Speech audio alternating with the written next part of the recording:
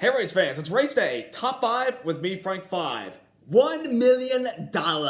Everybody was fighting for it last night, and we saw perhaps the best All-Star race ever. 3 and 4 wide and 1 point down the front stretch, and nobody tangled. Lots of different strategies, coming in for tires, staying out, track position, blah, blah, blah, blah, blah. And a guy who's had so much adversity at the beginning of the season for a guy who already has like less than 10 wins in his career was finally able to break through and get a solid run last night, even though it wasn't for points.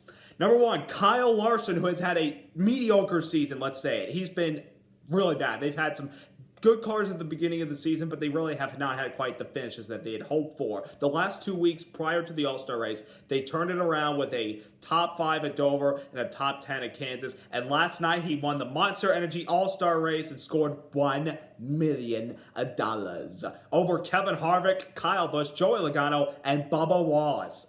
This was really much needed for Kyle Larson, and he's able to pick up this momentum, and hopefully he can carry it to the Coca-Cola 600, because as much as Kyle Larson is very talented, and of course we all remember 3 years ago he almost had a chance to win $1 million. Unfortunately, he got tangled with Joey Logano, and Logano went on winning, and Larson ended up into the wall and out of the race. This was redemption for Kyle Larson for that money, and also to continue to get some momentum leading up to the 600 and down the road, because it's going to get tough as the season goes on, because we're winding it down. We're going to be like halfway through the regular season before we get to the playoffs. So if this win for $1 million and some momentum is just what Kyle Larson needed. Number 2, Kevin Harvick had arguably the best car. We all saw what he did last year, and last time with that millennial pink car. I mean, that was a weird paint scheme. That's not a huge fan of it, but I mean, he looked good out in front. Unfortunately, after the end of winning stage 2, he fell behind because of a loose wheel, and he wasn't able to he was able to get back up there. He shoved Kyle Larson to the front on one of the last restarts in the final stage, and that was what propelled Larson in position to win the race. Harvick wasn't able to get by him because, it seemed like, like you could pass in the middle of the pack, but when it comes to the front of the pack, it was kind of, clean air means everything, and unfortunately Kevin Harvick didn't have that to get to Larson, but it was worth a try though. He tried his hardest, as hard as I can know. Number 3, the open race. Before this, we lock in 3 winners as well as a fan vote winner. The finishes were fantastic. William Byron edged out Bubba Wallace in stage 1 to win, and then Bubba edged out Suarez, who was spinning behind him, to win stage 2. And then Kyle Larson, obviously, who was part of that because he hadn't won a race last year or this year, won that stage to get in, and then Alex Bowman got in via the fan vote. The Open was fun, and that led to some tremendous racing in the All-Star race. I mean, the restarts were fun, a lot of side-by-side action, a lot of wrecks, a lot of cautions. It was just an unbelievable night. Number 4, we're fighting in the middle of pit row. Clint Bowyer and Ryan Newman were going at it. Apparently, Bowyer and Newman were having a disagreement on the cooldown lap about one of the last few laps of the All-Star race about blocking.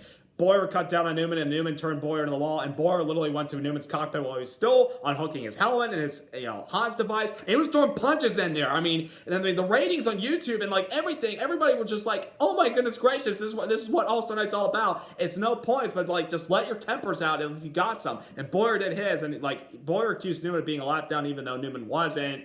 But I mean, tempers, you can't really control them. There's nothing you can do about it all. And number 5, Bubba Wallace.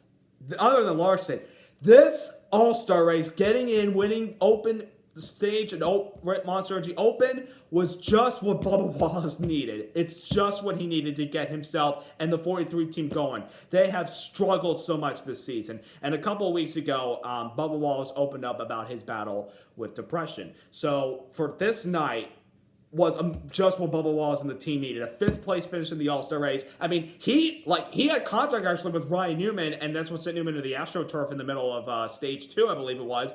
And, he was able to fight through all that, mostly hang around the top 10 of the majority of the night, and ended up with a 5th place finish and got a hug from the King afterwards. And before the race even got started, like during the driver intros, he had 2 coats and he claimed him and gunned them all down. That's how you started. And that was a perfect night for Bubba Wallace, and hopefully he can carry over to some solid runs beginning with the 600 next weekend. Finally, Chase Elliott. We were pretty close to winning $1 million last night. We took a gamble by staying on the final stage, not taking tires like most of the other people did, like Larson and Kevin Harvick. We stayed up with Joey Logano and Kyle Busch, who preserved his tires. But, we were able to lead some laps, and then we fell back and had to settle for 13th or 14th place. I don't know because, the NASCAR, Fox is scoring and NASCAR is scoring. You don't know which one to believe. But overall, we were in the top 5, top 10 most of the night. So overall, it was a good night to get us ready for the 600. Although these cars had a different aero package because they had aero ducts in the hoods. And this is kind of a test for a possible car that we're going to run in 2021 with the Gen 7 car, which will be coming out fairly soon. Only time can tell with the modifications and everything.